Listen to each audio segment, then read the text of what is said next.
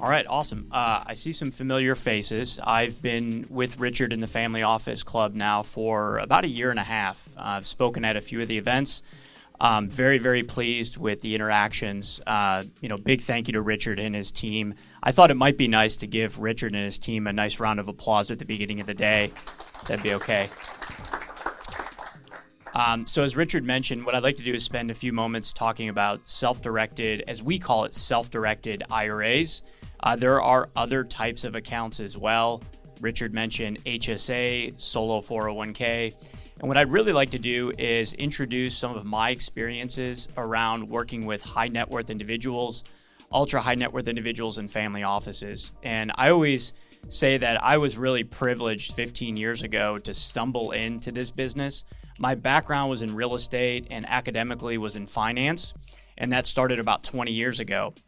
And academically, what was ingrained in my mind, what I was really conditioned to think, is that the only way to invest with an IRA, 401k, defined benefit plan, other type of retirement account was invest in the public markets and really be focused on the 60-40 model, 60% public equities, 40% fixed income. So that was all I learned about. And at the same time, I was working for a real estate company based out of Cleveland, Ohio. And I went to the founders of this real estate company. They own mainly commercial properties, but there was some residential properties in there as well. And I said, why don't you guys have IRAs, 401ks, SEP IRAs, simple IRAs for the office? Why aren't you utilizing these accounts? And they passionately said, well, we don't believe in the public markets. We don't believe in the stock market. We've made all of our wealth in real estate. We're leaving a legacy to our children and grandchildren in real estate. And so we don't believe in those types of accounts because we don't believe in the stock market. And I thought, okay, well, I guess that makes sense.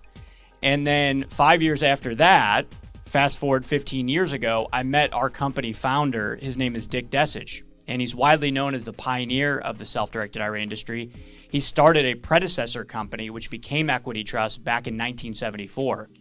And he put together one of the very first real estate syndications with IRA investors in 1983. That's when we got our first IRS determination letter to be a custodian for these hard to value assets, these unique alternative investments. He actually had about 22 IRA investors all invested in a real estate deal based out of Cleveland, Ohio. And over 19 years, each of those investors with only about $6,000 invested made nearly $200,000. And so that was sort of the flagship transaction. And then he went on to do a number of other deals with a number of other investors across the country. And then he really started bringing this and introducing this concept of self-directed IRAs, investing in alternative assets, to the masses. So we started with about 22 IRA investors back in the early 80s, and we now have well over 200,000 customers. And we have under custody and administration about $39 billion in assets. So over the course of the last 15 years, I've had the opportunity to have a seat at the table with a lot of family offices, high net worth individuals, and ultra high net worth individuals.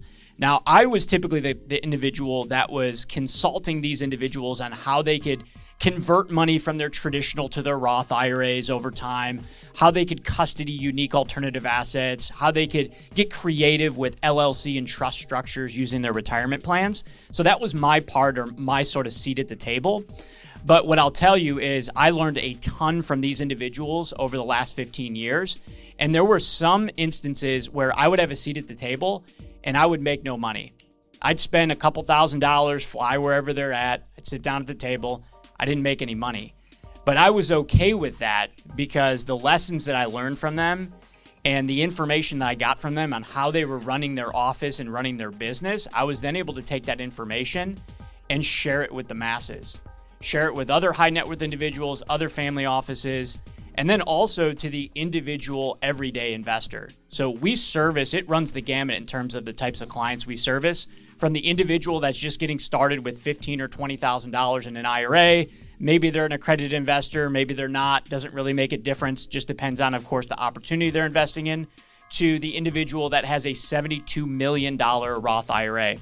So one of my clients, I'll consider it my top client right now, he has $72 million in a Roth IRA. He'll never pay a single dime of tax on that money ever again for the rest of his life. And he is now introducing his adult children and his grandchildren into self-directed IRA investing into the private markets. So what I'll do is just share with you quickly sort of 3 very high-level strategies that I've learned from these individuals, and hopefully you can take away some of this information. And of course, if you're someone that says, I want to raise capital from IRA investors, or I want to deploy capital of my own, or individuals that I represent in self-directed IRAs, I'm here to be able to help provide information and more education on that. So the first, of course, is just the idea of using what I'll call tax-free accounts. And so if you are working with someone or yourself, if you have a tax-deferred 401k, traditional IRA, defined benefit plan, pension plan, these are all types of accounts that you have the ability to deploy capital or allocate a portion or all of that capital into the private markets, into private market alternative investments. And when I say private market alternative investments, I'm talking about real estate syndications. That's a big part of our business. Physical gold and silver, even digital assets like cryptocurrency. But you will find much of our passion and a lot of what we work with day in and day out is real estate, private equity, and private direct company investments. That could be in the form of equity, that could be in the form of debt, that could be in the form of a convertible note or a safe agreement. It really runs the gamut. We're an alternative asset custodian, so we're not going to look at an investment and underwrite it for suitability for the investor. We're a non-fiduciary custodian. So as long as it checks all the boxes and it's not something under 4975 of the tax code that's considered a prohibited transaction, then we're going to permit that investment to be held with us as a custodian. But these are the different types of accounts. You'll hear of a lot of folks talk about a Roth IRA, and I'll just spend a moment there. So with high net worth individuals, family offices, and ultra high net worth individuals, I've spent the most time with these individuals talking about Roth IRAs because of the concept of being able to put money in after tax or convert existing money and put it into an after tax Roth environment, grow the account 100% tax free, and never pay a single dime of tax ever again for the rest of your life. And oh, by the way, the account avoids probate. You can leave it to your children, potentially your grandchildren, and it's a tax-free account to them. We like to call those tax-free legacy accounts golden Roth IRAs. That they're really, I consider them to be the unicorn. When I come across someone that has an inherited Roth IRA, I immediately want to provide some attention there because there's so much that you can do from a tax-free perspective. You'll hear me say a lot, compounding interest in the absence of taxation. And to put this into perspective for you, I have a client that is, I mentioned he has $72 million in a Roth IRA. Now, you don't get $72 million in a Roth IRA just purely through making contributions because you can only contribute $6,500 to a Roth IRA on an annual basis when you're 50 and over, $7,500. So how he got there over time was through converting tax-deferred money from his defined benefit plans into the Roth IRA, and then from there aggressively pursuing private market investments. In fact, reported by the IRS, there's only 9,000 Roth IRAs that have a balance of $5 million or more. And the IRS reported that 25% of the reported value are in hard-to-value assets. Do you know what hard-to-value assets are? They also call them unconventional investments. They're private market investments. Real estate, private equity, and private direct company investments are the 3 main ones that they reference. Because the IRS does know now what types of private assets are held in IRAs. There's a special tax document called a 5498. So if you guys are interested in light reading after today's program, you can spend some time with me. 5498, Internal Revenue Code 4975.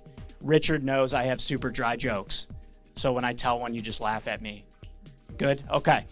Richard mentioned a solo 401k. If you are a self-employed individual or you're working with somebody that's a self-employed individual, you can look at a solo 401k. You can contribute a lot more to one of these 401ks than you can an IRA on an annual basis.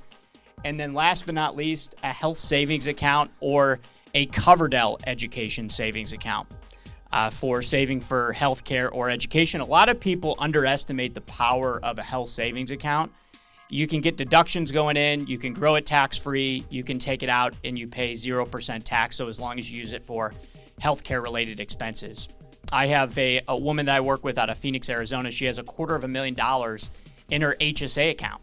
And I said, why aren't you using that? She said, well, I don't want to use it now for my healthcare. I want to keep it long term.